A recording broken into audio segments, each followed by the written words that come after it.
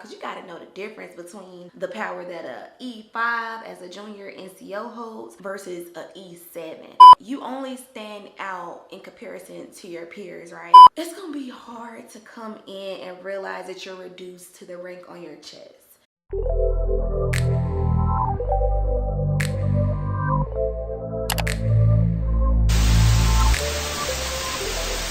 What's up YouTube? I'm Kiana and I'm back with another video. If you're new to my channel, thank you for tuning in for the first time. And if you're back, welcome back. Y'all, I don't want to waste too much time with this introduction today, so make sure you are subscribed so that way I can get to my goal of 1,000 subscribers. And also make sure you turn on your post notification bell so that way you can be notified every single time that I post. And yeah, y'all, we're going to get right into this video. KP, what do you mean by the perspective and the reality of a junior enlisted soldier? Isn't the reality and the perspective of a junior enlisted soldier the same as a soldier that is senior, a soldier that's been in for a while? I wish it was, y'all, but when it comes to being a junior enlisted soldier, the outlook is very much different when it comes to how the system works for new soldiers, what is expected of us, what we have come to know about moving up through the ranks, and overall what our place, our role is at this time of our career. This video today, y'all, is for those of you that will be joining between the ranks of E1 through E4 to private through specialist, mainly because y'all are going to be the main ones to experience what it is I'm talking about, or you're already in the military and you're just looking for other soldiers at the same stage in their career as you, and you want to see whether or not y'all are sharing the same experiences. Whatever your reason for watching this video today, y'all, I want to make sure I clarify who this video is not for. This video today is not, I repeat, is not for leadership that are so far removed from this stage of their career because of the current power or authority they possess with their new rank, that they literally have forgot what it feels like to be at the bottom and work their way up. And y'all, the biggest reason that I wanted to make this video today is that if you watch my last video, which I'm a link, I told y'all that I am currently promotable. So I'm almost taking off my junior enlisted hat, y'all, so y'all know it's 100 as I keep it with y'all. I had to go ahead and make this video to share my experience while I still know how it feels, while I can still talk that talk and not get so far removed like the people I'm saying that I think that may have forgot. You know, I don't think that's gonna be me, but I do know that a lot changes when people pick up rank in general, you know, because of the way we're trained and taught to look at things from a new rank and the new whatever that role or that rank holds and expects of you. You know, it's a completely different mindset, or it could be a completely different shift from what you were looking at it like at first. So yeah, y'all, let's get into the first perspective of a junior enlisted soldier. So the first perspective I want to talk about, y'all, is a learning rank. Whoo, y'all, when it comes to learning rank, I still barely know my ranks, and I've been in over 2 years already, y'all. I legit still cannot tell the difference between the star and the diamond that differentiates between the first sergeant and the sergeant major. As y'all know, sergeant major is the star, first sergeant is the diamond, but I can't halfway see that far, y'all. So I can't ever tell who's coming up, but you'll learn that, hey, just call them by the next rank up if you don't even really know what their rank is, because at least it'll be flattering. What goes along with identifying those ranks is knowing the custom and courtesies that go with those ranks. Everybody knows that a first sergeant is called first sergeant, even though their equivalent is a master sergeant. All those custom and courtesies, y'all, that we learn at the beginning in basic training, or that you will learn in basic training, y'all, trust me, you're not just getting stumbled up because you're in basic training and you're just slow or behind. No, it actually does take a second to get used to the protocol for the different ranks. Fool, y'all, what I'm about to say right now might ruffle some feathers, but what goes along with recognizing the ranks and knowing the custom and courtesies with those ranks is understanding which ranks hold the power or where that pull lies, y'all, because you got to know the difference between the power that a E5 as a junior NCO holds versus a E7, which is a senior NCO, y'all. A lot of times what you will even hear come out their mouths, these senior NCOs will tell you, look, even an officer, I have more pull and rank than them as a second lieutenant. They'll tell you that they can't tell them anything just because they're an officer. Now, of course, that's not the rules, y'all. They'll get in trouble if they're ever caught in public disrespecting an officer, because at the end of the day, right, officers outrank all enlisted soldiers. But it's not even the fact that, yeah, we know who outranks who. It's the fact of knowing who holds the power and the authority with those ranks and what you're allowed and not allowed to do with those ranks. You will hear a lot of times that some people don't get in trouble as they should because they at a certain rank. You will hear that really the E6s is like that sweet spot of NCOs, because you know you're well respected as an E6, you got a good amount of time in, but you don't have as much, I guess, administrative stuff holding you back as an E7 slot would or E7 rank would. So like E6s, as you'll kind of see, are a lot of the drill sergeants, a lot of the ART instructors. You'll even hear that, you know, a second lieutenant sometimes is the equivalent to a specialist in the officer world. Whereas as soon as you start seeing majors, you start getting into field grade you start getting into field grade officers that hold a lot of judicial power, I think is what it is that makes them different. And then you know the difference between just a captain and a commander, somebody that's in a commanding position, y'all. Way different power than just a captain that is just doing everyday captain type of work. But I'm not saying it, y'all, like that to say like, oh, so I can be disrespectful to an E5 because they don't hold that much power, you know, they're just a junior NCO. No, y'all. Anybody that's over you, it's safe to say that they hold a little bit more power than you, a little bit more leverage than you. They got a little bit more pull than you. But of course, everything's on a case-by-case basis. Nobody can take advantage of their rank and their power in the wrong way. It's a difference between having power and pull and having the authority and the permission to do certain things. And once you get the rank, you just have that permission to do certain things, but don't mean you have the respect or that power to do certain things. Another thing that comes with learning rank, y'all, that I think they had or still trips me up is the fact that in the civilian world, right, you have a hierarchy chain, right? You know, in the civilian world, y'all, we rarely used to see who really was above the general manager, right? We didn't have to because that's not how the hierarchy works in the civilian world. You literally talk to your manager and they talk to HR and whoever else. Like, you don't really have to deal with anybody outside of your coworkers and your direct manager, right? But in the Army or in the military, y'all, yes, you have people higher ranking than you in your chain of command, the people that you directly work with in your unit, in your section. But guess what, y'all? Just because you step foot away from your department or your unit, you also are gonna have a multitude, a boatload of people that have another rank other than yours that you still have to be on your toes about. You still have to pay them proper custom and courtesies.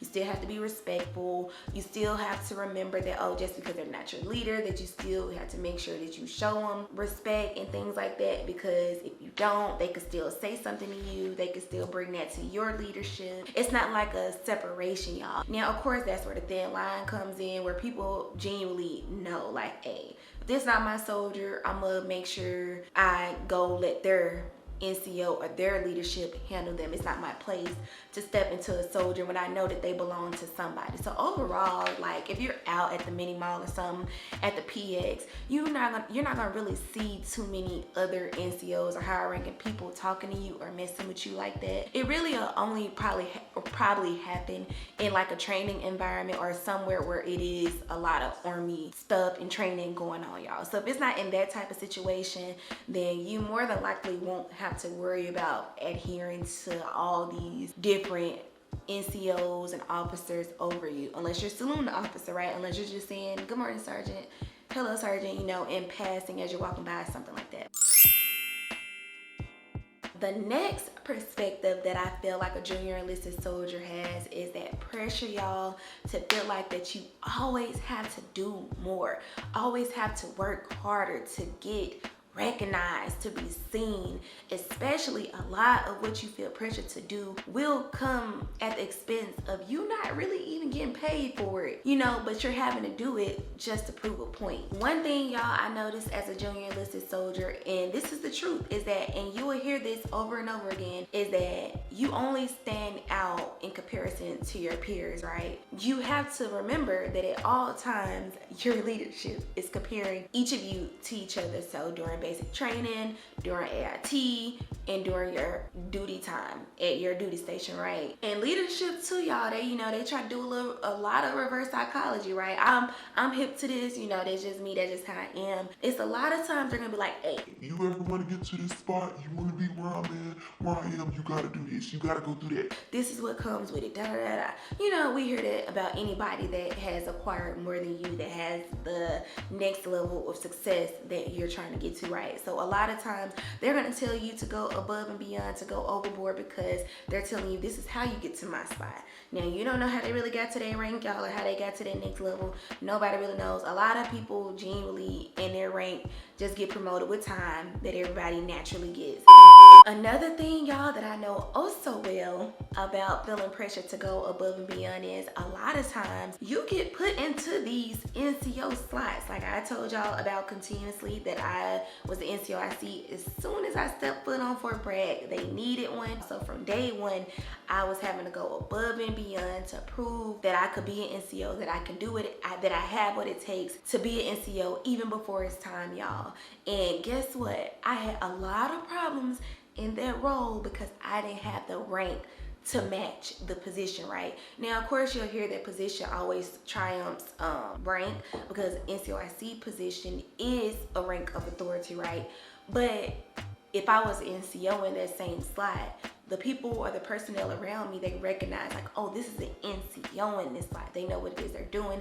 It's the reason that they're there. If they see an E4 or, you know, or somebody lower ranking in this spot, then it's kind of like, you're in this slot, but I don't know what you're really capable of, what you're really worthy of, which I had to go through a lot, y'all, because a lot of people, you know, they didn't trust me yet. I was still new. They didn't even know what my mind was like, how I even talked or articulated myself, what my skills would be like going into the position. So a lot of what they looked at that I was going to bring to the table is what their idea of an E4 or a specialist is. I don't really know how we're viewed at these ranks, like genuinely. Like if we're looked at as incompetent automatically, and you gotta prove yourself to be looked at as anything other than that, which is what I'm saying. So basically I just contradicted myself. I'm saying basically, y'all, I don't know, like if an E6 was next to me, right? I don't know if he's genuinely looking at me, specialist Prelo, as being like, no, I don't see nothing about Prelo. I don't see none of her college. I don't see none of that. I just see her as E4, and that's her rank, period. No matter what she has accomplished outside the Army, it don't matter. She came in as an E4, and that's what she is, and that's how we see her, you know. I'm saying that's basically what I'm saying, y'all. Like, I don't know if they genuinely just see your rank through that lens, but I think that the people that I was working with, I think that they looked at it like that. Like, she might be smart, she might be intelligent, she might be articulate, but I still don't trust that she knows what it takes to be in this NCO slot. So that was very hard on me, y'all, as a junior enlisted soldier, because I was taking on a role and responsibility, and I had the dedication just as another NCO in that slot would, but it was basically minimized, you know, as if it wasn't the same, it wasn't as impactful, I guess. Now, I can say that you can gain respect by taking on those additional roles, volunteering more, all those things that you're doing to stand out amongst your peers. So that comes to my next point, y'all, and the next perspective that I think we share as a junior enlisted soldier is that realization that you have no power and you are at the bottom of the barrel until you work your way up. This perspective might not even be bothersome to you, right? Because a lot of y'all are coming right out of high school. You're just probably looking at it as being excited to be serving the United States, getting this steady income that you more than likely was not making from high school type of jobs. And you're also just excited to just be able to do something like this in general. So you might not look at it like that. Or if that's not you coming right out of high school, I know some people say that they're the ones that could not get this opportunity, so they especially would take anything that they got from it. So a lot of people said that they were lucky to get their record, they had a criminal record, and somehow they were able to get it cleared by joining the military. Some people barely passed MEPS. Some people had to lose a lot of weight in order to even join, even see what it's like. So a lot of people, y'all, just basically have a lot of love and a lot of thankfulness in general to just join, period. Even if that means that they're coming in and have to work their way up, y'all. They really don't care about whatever the rank is on their chest at the time, right? But it's some people, you know, if you have at any moment in your life came from a background where you worked hard, where you were working some good jobs, making some good money, you know, you may have some education behind you, or whatever your past life was that had given you experience in life, and you just decided to take on a military path next, it's gonna be hard to come in and realize that you're reduced to the rank on your chest. Now, let me just say this real quick, y'all, if anybody is getting offended by watching this, is that none of this stuff I'm saying is meant to be looked at as bad or good. I'm just giving a perspective. Now, whether or not this is your perspective or if you ever had this perspective, look, sorry, this is just how my mind grasps my experience, okay? And this is the way I'm choosing to word it and to talk about it. So yeah, just be open-minded to what I'm saying, y'all, because it's people out here watching what I'm saying, and they truly want to know what it feels like coming in when they don't have a degree, when they are coming in older, coming in 30 and above, and still have to come in as an E1 and E2, and knowing that they're going to have a lot of people that are younger than them, that have less experience in life than them, and will still be over them, making more money than them, having more power and authority than them, having more responsibility than them. And that's something that also bothered me, right? But that's why, you know, I also was one of the, I guess, the more blessed ones, because at least I didn't have to come in as a private, because I did have a degree coming in. So it saved me from at least seeing it from a private lens. But I don't think it's a big difference, y'all. I still think that we're treated mostly the same until you're NCO. But you know what, let me just reword that too. Some people would say once you make specialist, that's like that's kind of the sweet spot for junior enlisted soldiers, right? So the E6 is the sweet spot for the NCOs, because the E5s are trying to prove themselves to the NCOs. So now they're the ones getting shitted on. But once you're E4, you're senior to the junior enlisted. So now they give you the responsibility to care for the privates under you. So then you're looked at as kind of like being in a perfect spot to do what it is you need to do, have a little bit of power, but still not too much like an NCO. And y'all, I'm gonna talk about that a little bit more towards the end of the video too, how you can use being junior enlisted to your advantage. So yeah, I just want to kind of double back real quick and say that some people might not be able to grasp the fact that you're considered basically a nobody at this level until you prove yourself. And so that means that, you know, what some people do right when they get into those ranks, you know, that's where you get into the power trippers, y'all. So let's talk about my next perspective then, dealing with the power trippers, y'all. Being a junior enlisted soldier and you having leadership over you that finally got that power they probably never had in their life, y'all. They probably never had power even before they joined, y'all. The power trippers will be amongst you, and you would definitely know when you see them. It's some people, y'all, you gonna have above you, and you're not gonna really know what is what yet, right? Because you're not really too familiar with the game for real. You know, you're not established with the game or the system that's in play, right? So a lot of what you see and you're being told, you don't know what the truth is, right? You're at the level where you're trying to learn that. You're trying to discern that, right? So a lot of what you want to do in the military, a lot of what you think, is going to be based off of what those people are showing you or telling you, right? And let's just say like the power trippers, right? They know that you don't know for real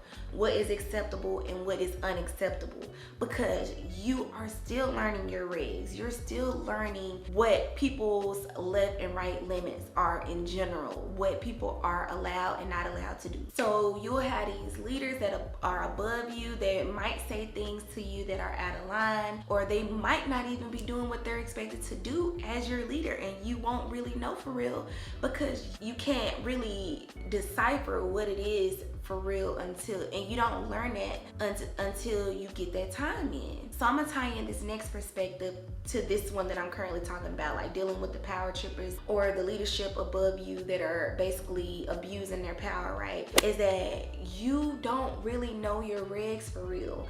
I have a moment or a period in time where I'm learning my regs. I know what the reg number is and all that, and then I'll forget again. And then I'll study it again because I got a board coming up, and then I'll forget again. But everybody knows the more rank you have, the more you know exactly which reg goes with what, exactly what's in that reg. You know how to quote it word for word. You know all that. So because you know that, you know exactly what it is you could get away with and where that gray line is, or that gray area is that you can play around in. So a big thing that, you know, people would tell me when I was coming in is that, you know, they'll be like, hey, you need to make sure you know your regs. You need to learn your regs. So that way you can easily call BS when, you know, when your leadership are doing things that are not what they're supposed to do, right? And they'll be like, hey, only way you're gonna know that is if you know your regs. One thing they tell, especially to black women, about our hair, right? Ooh, if you don't know your hair reg, if you don't know anything, you need to know your hair regs. You need to know your AR 670-1 uniform wear and appearance regs, because they said so many black women or women with this textured type of hair get in trouble, get called out daily because they don't know their regs. Or women in general, they don't know what their nail length is supposed to be, what colors are acceptable. So they get women a lot, y'all, with the uniform wear and appearance. Even I like to wear this little headband, right? It's a black headband and you can wear it, and I know that it has to be the same color as your hair, and it has to be no more than, I think, than 1/4 of an inch in diameter. You can wear it as long as it's intended to restrict flyaways or tame flyaways, and as long as it doesn't, I think the word is I don't know what the exact word is, but it's like as long as it doesn't get in the way of proper wear of headgear, right? So I used to have to make sure I know that, because First Sergeant called me out one day. She was like, hey, do you know what the regs say about their headband? I was like, yes, First Sergeant, because I had to make sure I knew that, because I be wearing frontals and closures sometimes that don't be done, and I be having to cover that shit up. So I be needing to have my headband. And so I made sure when I started doing that, that I knew my regs on that. But guess what? If I didn't know that, and I got called or called out for that, and somebody tried to hit me up about that, and I didn't know, and I took it off, and I was looking crazy underneath, I would think like, dang, I didn't know, or I would have been looking crazy all because somebody or another sergeant told me something and they thought it was right and they weren't really correct, and I would have not been able to correct them as well as say, hey Sergeant, no, the regs say this and I know where to find it, you know. And that's how you get out of a lot of shit. Knowing your regs is being able to classify toxic leadership. Knowing your regs is knowing what is a right and a necessity for you as a soldier. Like when you send up your leave form, your DA-31, a lot of people don't even know that if they disapprove your leave form or any form in general that you pass up that has approving authority, they have to put their reason for disapproving it. They just can't disapprove that form and be like, okay, sorry, they said you couldn't do it. No, they have to put an exact reason why they're disapproving you, or like the fact, and this is especially for people going to basic training, when a sergeant or whoever gives you corrective action, that corrective action has to directly correlate with the offense, and it has to stop as soon as the deficiency that's being identified is corrected. That's why they said they used to do the thing where at first they can kind of make you do whatever it is they want you to do. Like let's just say you are always late, right? They could make you drop or get them 50. They can make you write out a essay or whatever the case may be, but they cannot tell you because you're late that you're gonna run 2 extra miles during PT, or you're gonna do something additional like extra duties or anything like that. It has nothing to do with the fact that you're late. So if they want to fix lateness, then whatever their corrective action is has to directly correlate with being late, right? So y'all see what I'm saying, right? How I'm able to tell y'all that this is what they are allowed to do and what they're not allowed to do. Imagine how many soldiers get hemmed up on a daily because you got those power trippers and that toxic leadership among them that for whatever reason, they look at that soldier as a shitbag or whatever the case may be, not being high speed, and they are looking for ways to make that soldier get out of character, and they are able to because that soldier doesn't know their stuff. So I'm talking to you and telling you that as a junior enlisted soldier, you have to be mindful and really put emphasis on knowing your shit, because once you know your shit, I'm telling you, they can't with you, they can't mess with you. It's gonna be hard for them to. My next perspective of being a junior enlisted soldier is the always being told what to do and where to be, y'all, and basically being treated like a child. Now, don't get me wrong, y'all. As long as you're in the military, no matter the rank, no matter who you are, you will always have places that you need to be and places you need to be on time and things you need to do, regardless of rank, right? I'm just saying, as a junior enlisted soldier, this need is maximized, y'all. Like being go here, do that, do this, be there, I said do this, da da da, is maximized, y'all. Like you literally probably ain't even really getting talked to unless it's something that's needing to be done. I swear to God, if my phone ring by any of my sergeants, is more than likely because it's telling me to do something or pass something up or whatever the case may be. It's rarely ever just saying, hey girl, what you up to, specialist? Like what you been up to? You good? You ate today? No, it's definitely not gonna be the reason that they hit me up. Sometimes, y'all, like, and I wanna say a lot of what I'm saying is I might have had a negative way of looking at this at one point in time, and another point in time I look at it as just being like a it is what it is type of thing. That's just how it is, right? I think that at this level, because you have such a minimal level of need, your leadership, some of your leadership might take advantage of that and talk to you like you're a child, like you're beneath them, like you aren't of any importance for real. Or they might even approach you aggressively, talk to you in a way you be like, wait, hold up, who the hell are you talking to, baby? I'm grown just like you. Talk to me like an adult. I understand, you know, that you're higher ranking than me, you got more time than me, but look, at the end of the day, let's be human, okay? Let's talk to each other with respect, right? I think sometimes that line gets blurred because, you know, they look at who your role is in this organization and they apply it to you as an individual. Because like I said, let's not get it twisted. Some of y'all that are joining will be joining as privates and will be 30 years old. We'll have a kid or a family at home, you know, travel the world before, all type of things. So when you realize how some of your leadership will talk to you, and it doesn't even have to really be your leadership, it could be anybody that has a higher rank than you, right? They might end up talking to you crazy and you be like, who the hell are they talking to? Am I crazy? And you know that it's regs and things in place that say never disrespect anybody that's above you, higher ranking than you, and in charge of you, right? So that's where it comes in, knowing, like I said, the difference. And being a junior enlisted soldier, being a new soldier, it's gonna be hard for you to really know for real when things are out of line or when this is the perfect opportunity to speak up and let it be known that, oh no, this is a boundary and you're crossing it, sergeant. You know, this is a boundary and I'm not gonna let you talk to me like that in all due respect, but respectfully turn down.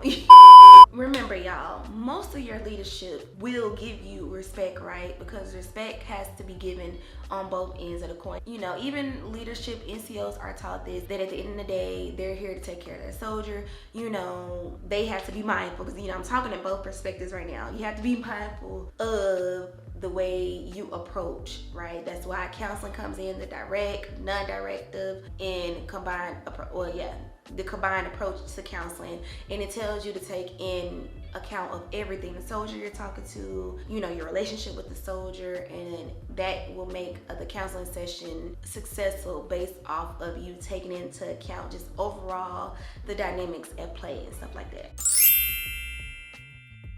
So y'all, my last perspective, I feel like, is the perspective of a junior enlisted soldier, is leaders feeling like you don't know what's best for you, or feeling like they always have to tell you what it is you should think of doing next. Firstly, y'all, let me just say the main reasons NCOs are like that, right, is because they're being trained to be like this. You hear over and over again in the Army that the definition of leadership is a process of influencing people by providing motivation, purpose, and direction, while also accomplishing a mission and improving an organization, right?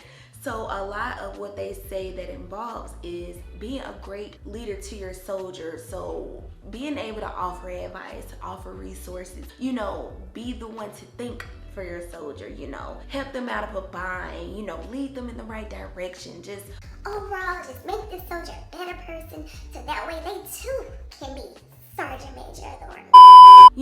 That's overall the job of NCO, right? Their job is to basically be the sibling, right? Your commander is the parent, they're laying down law and order, and your NCOs are your big sister, big brothers that are make sure you're straight, right? Essentially, that's what it's supposed to be like. But do all of us get along with our siblings? Hell no. So the way I look at this perspective is, right, I understand all of that, but it's a thin line of, giving your insight. You do have time, you have experience, which I always appreciate. But sometimes, y'all, it becomes draining and a little bit annoying when they offer unsolicited advice, because I'll be talking about something random, right? Or it'll be any type of situation and I'll just bring up, hey, I'm trying to do so-and-so. Hey, you have thought about this? Have you done this? Why have you thought about this? Have you done this? Can you do this? Would you do this? You should probably do this. Why you don't want to go here? Why you don't want to do this? If you want to come, if you want to be E7, if you want to be an officer, if you want to do this. And it's just like, bruh, okay. You appreciate it, when it's the time for it. But at sometimes, y'all, it can come in and you be like, God damn, I don't feel like talking about this right now or hearing this, because too much information, y'all, and too many choices can throw you off. And that's the stuff that I don't like. That's what makes it hard for me to commit when I have so many options and paths to take, right? And I appreciate hearing people give me their opinions and their experiences about the things they have done, what they've seen people do, and all those type of things, right? And even I'm being a source of that type of information for y'all, right? But at the end of the day, I'm not gonna keep putting my opinions, my experience, my thought process onto y'all about what you should do and what's best for you. When y'all message me asking me about something, I always end the conversation by saying, but look, at the end of the day, you can listen to what I'm saying, right? But it's all about what it is that you want and what's best for you, and you know what it is that's best for you, right? Yes, like some soldiers, a lot of new soldiers are coming in, y'all. They're lost. They have no idea about the world, for real.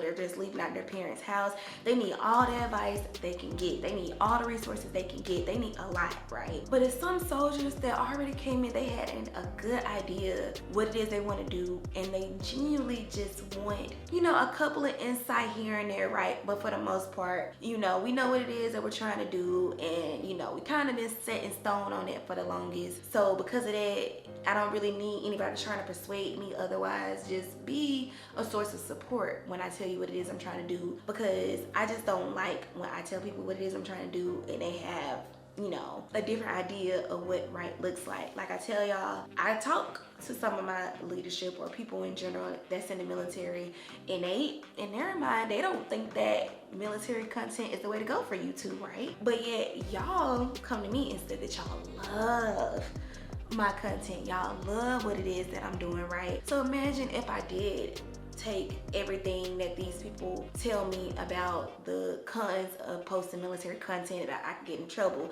about the people watching me and things like that. I won't be able to help nobody else out because I'm worried about what they're telling me, right? So that's where it comes in, being able to filter those things out, take in what you can, leave out what you don't need. And being a new soldier, junior enlisted soldier, it might be harder for you to do that because you're so new to this experience, and you do count on these people to tell you what's up and what's not up and lead you in the right direction, but you never really know for real if they really do have your best interests at heart. And you're trying to learn a lot of those things through them, and you're just hoping, not just hope, that you have people that are able to really put you up on game and really tell you what it is and what it's not, and how to get what you need out of the military, and do what you need to do to get to wherever it is you're trying to go. So y'all, that's pretty much the perspectives that I think that we all share as a junior enlisted soldier. So now, I wouldn't be me, y'all, if I didn't give y'all my little tips at the end. Right now, what I'm about to give y'all is the ways to use being a junior enlisted soldier to your advantage. Because y'all might be looking at the perspectives that I told y'all, being new to the military or about to come in. You're looking at it being a junior enlisted soldier as a bad thing, probably. You might take what I'm saying as like not good, right? But I'm about to give you the reasons why this is a great place to be in when you are coming in and you're new, right? First thing is know what is required of you and know what is only optional, right? It's gonna be a lot of things that your leadership might want you to do, might want you to consider, and a lot of things you're gonna get voluntold to do, right? Which a lot of us do get voluntold to do a lot of things, right? But it's certain things that you genuinely don't have to do. It might be good, but you don't have to, right? Let's just take into account like BSEP to raise your GT score. You know, they might even push you to go and do BSEP. You know, they help you to raise your GT score. They might do this, do that for you, right? But it's nothing that regs, y'all, that say you have to do BSEP as a way to expand yourself as a soldier, to grow yourself as a soldier, right? You pick the ways that you want to expand and to grow in your career, right? Unless you're in a unit and it's certain trainings and certain roles that you have to take on, or certain things that is required of your MOS, but you definitely need to know the difference of what is only optional and what is mandatory, right? So being that you are at this junior enlisted stage where you're considered not as valuable, right? Play that to your advantage. You're in a baby phase, you're in a grooming phase. So because of that, you can just be like, hey, you know, I want you to help me to do this. You know, as a new soldier, I want to see what this is like. Hey, Sergeant, I'm new and I want you to kind of introduce me to these people. So maybe they can help me to see what that could be like so I can get on that path in the military. Next thing I want to say is realize that you are the soldier to an NCO and their job is to take care of you at the end of the day, right? Because even in the MOS role, whatever your MOS requires, the E4 and below are the ones doing the work, right? We're doing the groundwork and our NCOs are supervising us doing that work. So because of that, right, a lot of the Army is based and centered around the junior enlisted soldier. When you hear the Army talk soldier, soldier, soldier, they're genuinely talking about the junior enlisted soldiers, y'all, because those are the ones that are on the front line, that are doing the work. We are the ones that are going and breaking our neck every day because we're the ones that cannot straight up just say no. We're being required and we're being told to do everything that our day-to-day life at our place of duty consists of. So because of that, y'all, because it's your NCO's job to take care of you, make sure if you feel at any time that you're not getting that from your NCO, that you put that in your counseling statement, right? Because this is where you do the CYA. What you'll learn as a new soldier is you need to cover your ass at all times, and the way you do that is through counselings.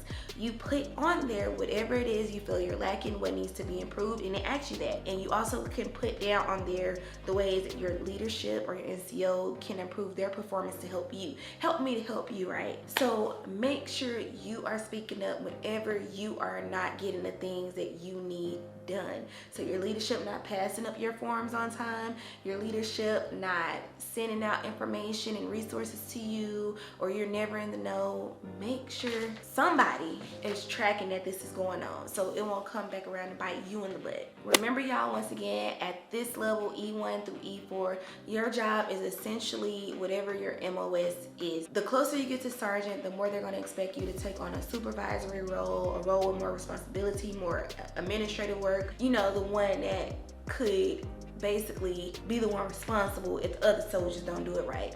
So take advantage of that being your main job and main responsibility, because at this level, you know, they might be telling you, prove yourself worthy, be high speed, do this, don't go to sick call like that, don't do this, right? But at the end of the day, you don't really have to prove anything.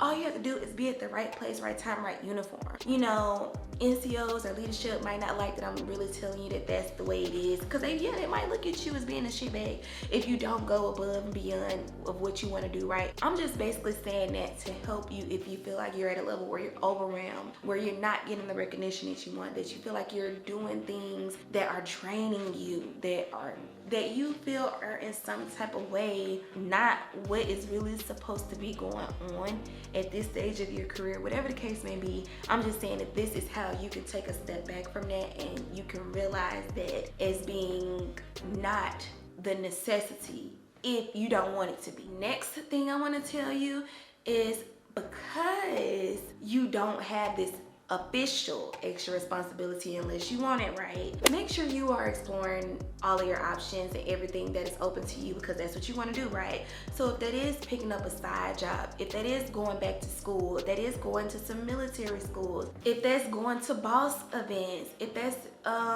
taking time out to make sure your health is in line, right? If that is scheduling appointments at the financial center, at the career center, at the education center, whatever the case may be, y'all, this is a level to take advantage of it. That's honestly, y'all, why I get in trouble. That's why I have, you know, the issue, or my leadership gets mad at me, is because I tell them over and over again is that I know what's next for me, which is getting promoted.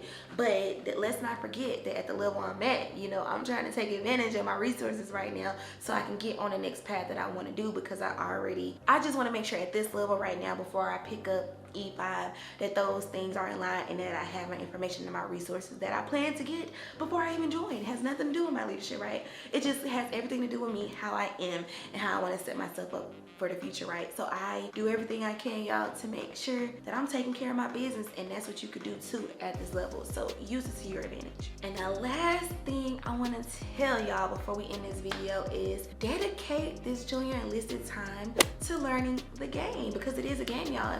Well, okay, somebody might not like that I'm saying game, but it's a system, right? It's a system at play, and you have to recognize it in order to be successful at it, right? And I have something special coming to y'all within the next couple of videos. I got a series coming for y'all that I'm gonna break down, so make sure y'all stay tuned for that. That's pretty much all I have on the perspective and the reality of a junior enlisted soldier, y'all. I hope that I have given y'all a good insight, or another way to look at how we're living life at this stage, y'all, because this is a part that you have to get through to get to the other side that other people might preach about when it comes to the military, right? I'm just a way for y'all to have ears and eyes on the inside, okay? So yeah, y'all, if you like this video, make sure you give this video a thumbs up. Make sure you leave your thoughts in the comment section so we can talk about it, whatever the case may be. If you have some advice, if you have some insight for future soldiers, if you have some insight and advice for me, whatever the case may be, y'all leave it in the comment section. And yeah, y'all, make sure you follow me on my social media. On Instagram is KionnaP_, okay? So yeah, I will see y'all in my next video.